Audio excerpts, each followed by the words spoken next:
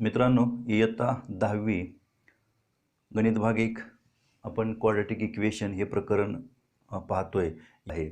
तर आता यामध्ये एक पुढचा मुद्दा असा आहे, एक पॉइंट आहे की nature of roots of quadratic equation. Nature of roots of quadratic equation means याचा अर्थ असा आहे की क्वाड्रॅटिक इक्वेशनची जी मुळं आहेत, रूट्स आहेत, त्याचं स्वरूप कसं असेल, त्याचं स्वरूप कसं असेल आपल्याला प्रश्न विचारला जातो. दिलेले क्वाड्रॅटिक इक्वेशन असतं आणि याची मुळं कशी असतील ते विचारलेलं असतं आणि त्यासाठी आपल्याला हे 3 मुद्दे माहीत असणं गरजेचं आहे. तर पहिला मुद्दा आहे बघा की जेव्हा आपल्याला एखादं क्वाड्रॅटिक इक्वेशन दिलेलं असेल ते कशा फॉर्ममध्ये असणार आहे, तर ax² + bx + c = 0 या फॉर्ममध्ये ते असणार आहे. आणि या फॉर्ममध्ये असल्यानंतर आपण पाहिलेलं आहे की ए बी सीच्या किमती काढतोय आपण आणि त्यानंतर b² - 4ac ची किंमत काढतोय. तेच पहिल्यांदा आहे बघा. पहिलं इफ b² - 4ac = 0 म्हणजे यावरून जे दिलेल्या क्वाड्रॅटिक इक्वेशन मधल्या ए बी सीच्या किमती घेऊन आपण b² - 4ac ची जर किंमत काढली आणि ती जर 0 आली तर roots of quadratic equation are real and equal. आता दुसरं बघा, इफ b² - 4ac ची जी व्हॅल्यू आहे ग्रेटर दॅन 0 म्हणजे याची जी किंमत आहे ती 0 पेक्षा मोठी असेल तर त्याचे रूट्स कसे असतात, are real and unequal. Real असतात पण ते अनइक्वल म्हणजे समान नसतात.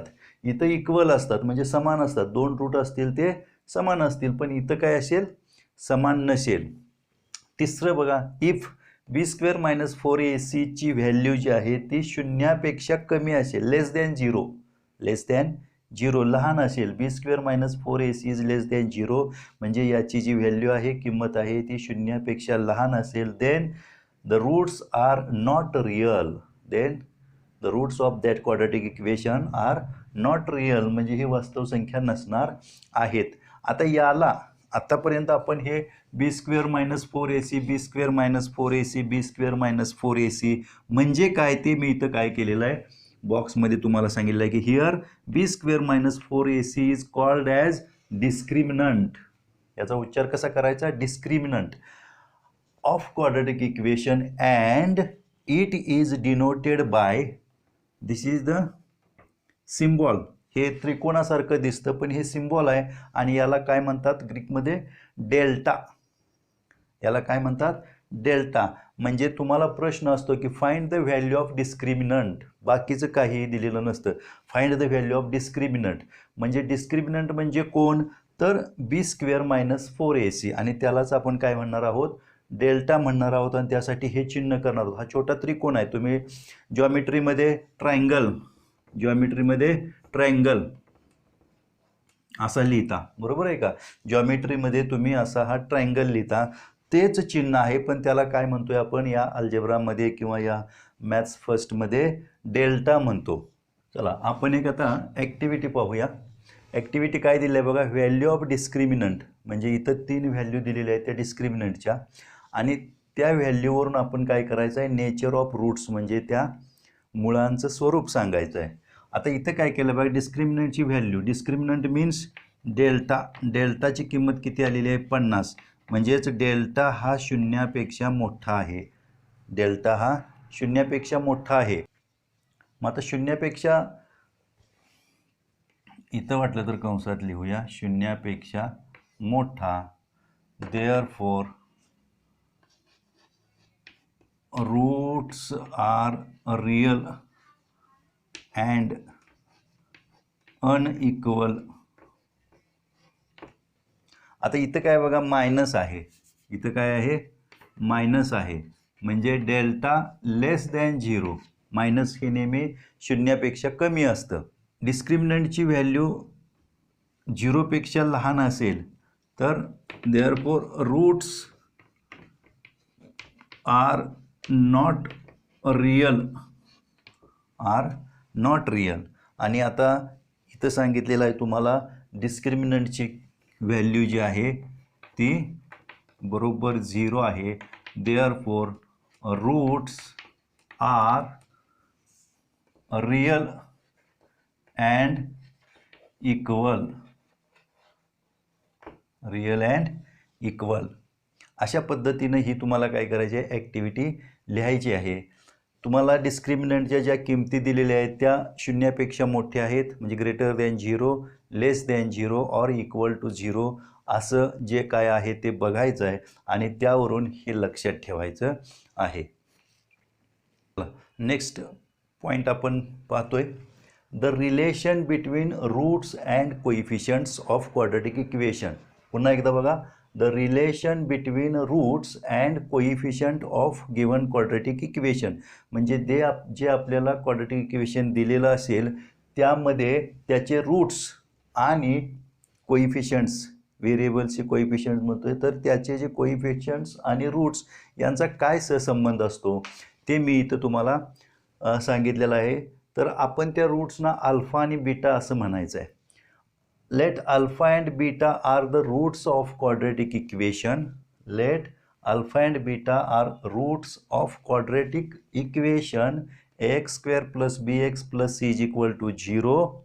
म्हणजे x square plus b x plus c is equal to 0 या क्वाड्रॅटिक इक्वेशनची अल्फा आणि बीटा हे दोन मुळं आहेत. ही दोन काय आहेत, मुळं आहेत.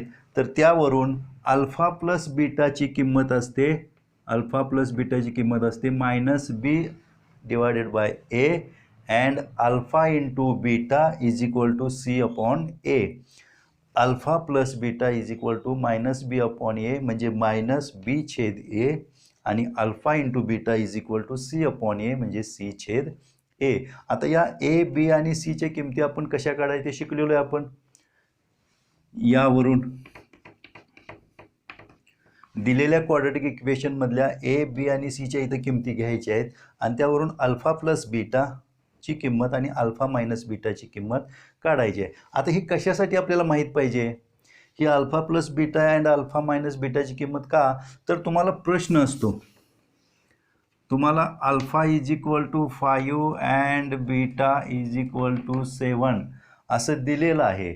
म्हणजे दोन मुळं दिलेली आहेत, तर त्यावरून तुम्ही क्वाड्रॅटिक इक्वेशन तयार करायचं आहे. अल्फा आणि बीटाची किंमत दिलेली आहे तर तुम्हाला क्वाड्रॅटिक इक्वेशन तयार करा असं सांगितलेलं असतं. आणि त्याकरिता एक फॉर्म्युला आहे, obtain quadratic equation from values of alpha and beta. Alpha आणि बीटाची जर तुम्हाला किंमत दिली असेल तर तुम्हाला काय करायचं आहे, क्वाड्रॅटिक इक्वेशन तयार करायचं आहे. पुढं प्रश्न येणार आहे आणि ते कसं तयार करायचं आहे बघा, X square minus alpha plus beta into x plus alpha into beta is equal to 0. हे एक सूत्र आहे. This is the important formula by make quadratic equation. From this formula we get quadratic equation x square, x असेल, y असेल, m असेल, variable कोणतंही असेल, X square minus bracket alpha plus beta into x plus alpha into beta is equal to 0. आणि यावरून तुमच्या लक्षात येईल की तुम्हाला अल्फा प्लस बीटाची किंमत माहीत असेल आणि अल्फा इंटू बीटाची किंमत माहीत असेल तर त्यावरून आपण हे क्वाड्रॅटिक इक्वेशन नवीन तयार करू शकतो. म्हणजे फक्त आपल्याला दोन मुळांच्या किमती दिलेत, म्हणजे अल्फा आणि बीटाच्या जर किमती दिल्या असतील तर आपण त्यावरून क्वाड्रॅटिक इक्वेशन नवीन तयार करू शकतो. म्हणजे हे इक्वेशनवरून रूट काढणं आणि रूट दिले असेल तर त्याच्यावरून इक्वेशन तयार करणं, अशा पद्धतीचे हे उलटसुलट असे प्रश्न विचारले जातात. हे आपल्या वहीमध्ये लिहून घ्या संपूर्ण. हे जे फॉर्म्युले आहेत हे फॉर्म्युले पाठ करून ठेवा. त्याला काही दुसरा पर्याय नाही. Alpha plus beta is equal to minus B upon a and alpha into beta is equal to C upon a and then this formula x square minus bracket alpha plus beta into x plus alpha into beta is equal to 0. This is the formula for we get new quadratic equation from given values of alpha and beta. प्रश्न दिलेला आहे, activity आहे ती. Activity काय आहे बघा, तर fill in the gaps and complete. Fill in the gaps and complete म्हणजे इथं गॅप आहे, जिथं रिकामी जागा आहे ते काय करायचं आहे, भरायची आहे. आता इथं तुम्हाला कुठंच रिकामी जागा दिसत नाही बघा. क्वाड्रॅटिक इक्वेशन हे दिलेलं आहे, क्वाड्रॅटिक इक्वेशन हे दिलेलं आहे.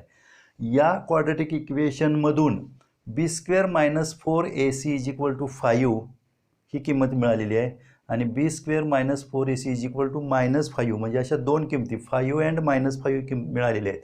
आणि पुढे विचारलं आहे बघा, nature of roots. Nature of roots म्हणजे जेव्हा b² - 4ac ची किंमत 5 असेल तेव्हा रूट कसं असेल, त्याचं स्वरूप कसं असेल, आणि b² - 4ac = -5 असेल व्हॅल्यू, तेव्हा नेचर ऑफ रूट्स कसं असेल.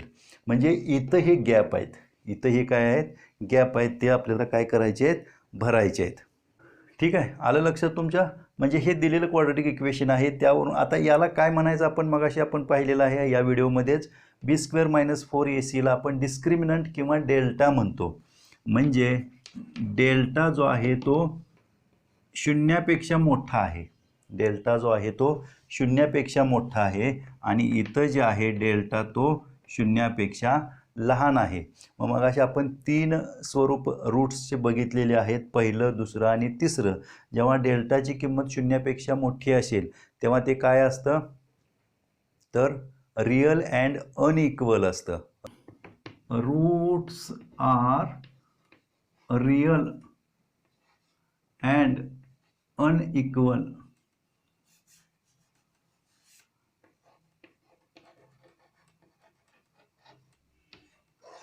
and unequal. Then next, b² - 4ac means delta or discriminant. Value आलेली आहे -5.